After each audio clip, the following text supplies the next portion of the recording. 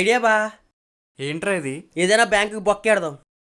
బొక్కెట్టే సౌండ్కి జనాలు ఎత్తే తర్వాత మన మక్కిలు ఎరగొట్టేస్తారు. నేను బండి నడుపుతా, నువ్వు మెల్ల సైన్ లాగేస్తావా?